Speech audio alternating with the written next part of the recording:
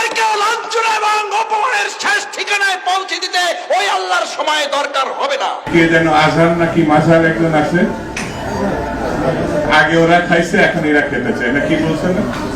নামকে বিকৃত করা থেকে বিরত থাকুন। বিএনপি নাকি চাঁদাবাজি করে, বিএনপি নাকি দখলবাজি করে, বিএনপি নাকি চেতেন কেন?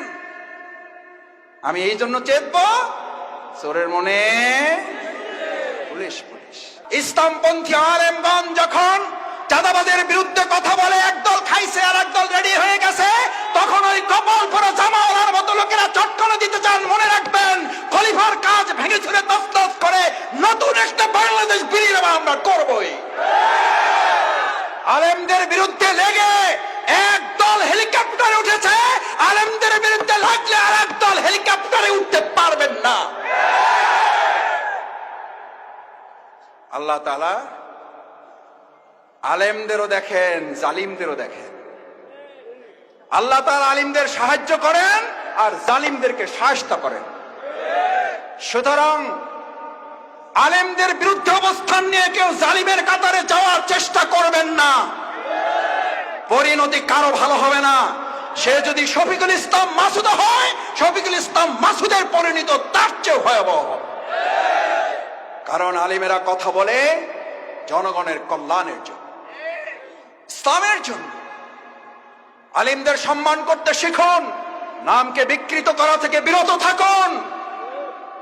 ফ্যাসিস্টদের এক টাকলা মুরাদ মনে করিয়ে দিচ্ছি, শুধু এই মাওলানা ডক্টর আজহারি হাফিজাহুল্লাহ বলেছেন, ওই যে কি একটা বলে, ঠিক না ঠিক, এই কথা বলার দুই একদিনের মাথায় ওর মন্ত্রিত্ব চলে গিয়ে অপমান লাঞ্ছনার কাজ করে আল্লাহকে দাঁড় করিয়েছিলেন। আজ যারা আজহারিকে আজহারি কিংবা ফাজারি বলেন, আপনাদেরকে লাঞ্ছনা এবং অপমানের শেষ ঠিকানায় পৌঁছে দিতে ওই আল্লাহর সময় দরকার হবে না। কি বলেন? আমরা জানি না আপনারা এগুলো বুঝে না নাকি না বুঝে, নাকি শয়তানের পাল্লায় পড়ে বলেন। মাওলানা ডক্টর আজহারি এই বাংলাদেশে কোন দলের সম্পদ নয়, শুধু মুসলিম উম্মার সম্পদ নয়, উনি গোটা পৃথিবীর মানব জাতির সম্পদ।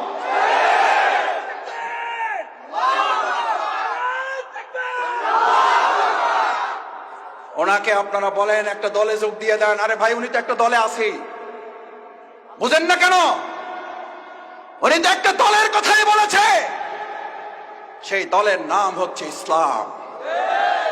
ইসলামের কথা বললে যদি কারো গায়ে আগুন জ্বলে, তাহলে বুঝতে হবে ওটা মুসলিম নামের কলঙ্ক, ইসলামের দুশমন। ইসলামের শত্রুরা হুঁশিয়ার সাবধান। আমরা বললাম সাদাবাজার রেডি হয়ে আছে। আরে ভাই, রেডি হয়ে আছে বলার মধ্যে দিয়ে যদি আমি ভয় পেয়ে যাই, তাহলে তো আমি দুইটা অন্যায় করেছি। নিজ দায়িত্বে এটা আমি এবার ঘাড়ে চেপে নিয়েছি। চোরের মনে দুই উজু করা লোক সকালবেলা, একজন তাহাজ্জুদের জন্য আর একজন চুরি করার জন্য নাক মুখ ধোয় না। তাহাজ্জুদওয়ালা মনে করতেছে এই দেশে তো আরো চোর আছে, এটা মনে করে। তাহাজ্জুদওয়ালা মনে করে আমার মতো তাহাজ্জুদ পড়ার লোক তো এই সমাজে আরো। চোরওয়ালা মনে করে চোর আগে তো একা করতাম, এখন থেকে আমার দলে লোক আরো। আল্লাহ, এই গল্পগুলো এরা কেন মনে রাখে না? এগুলো তো গল্প না, এই গল্প মনে রাখলে তো চেতার কথা না। চেতেন কেন? চেতেন কেন?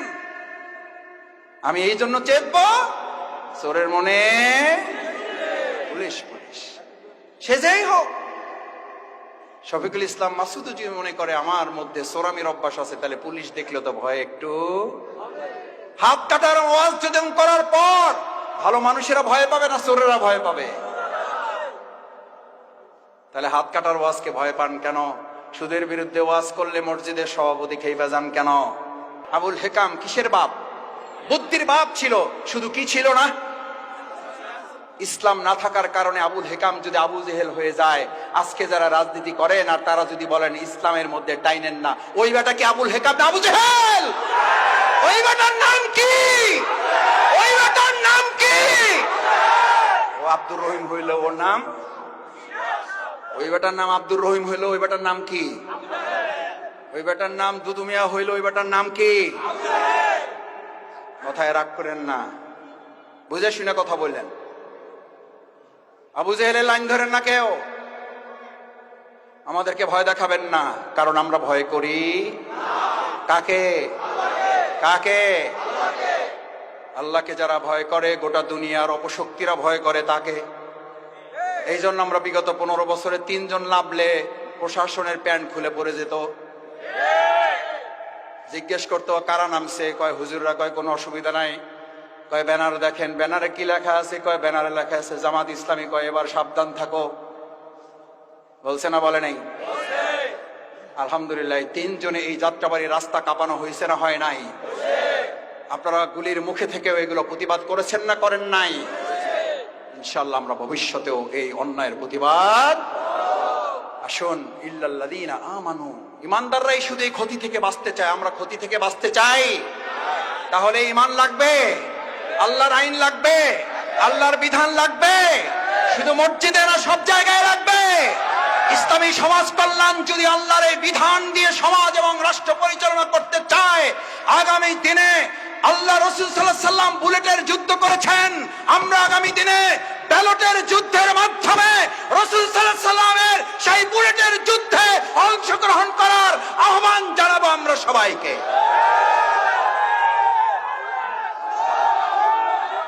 রাজি সবাই?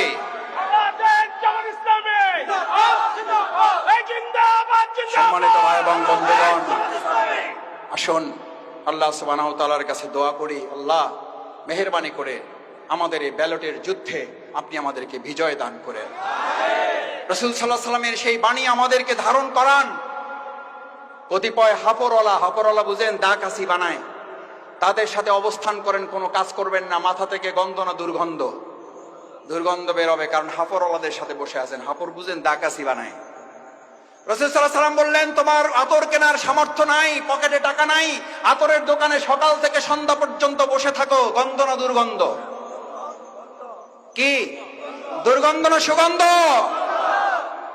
আজ এখানে যারা আছেন, ব্যালটের যুদ্ধের মাধ্যমে আগামী দিনে হাপরের পক্ষ নিবেন নাকি আতরওয়ালাদের পক্ষ নিবেন? আতরওয়ালাদের পক্ষ নিবেন যারা, দেখি হাত তুলো। আল্লাহ আমাদের আতরওয়ালাদের সাথে কবুল করেন। আস্তাগফিরুল্লাহ রাব্বি মিন কুল্লি জামবি ওয়া আতুবু ইলাইহি। সুবহানাকাল্লাহুম্মা ওয়া বিহামদিকা আশহাদু আল্লা ইলাহা ইল্লা আনতা আস্তাগফিরুকা ওয়া আতুবু ইলাইক।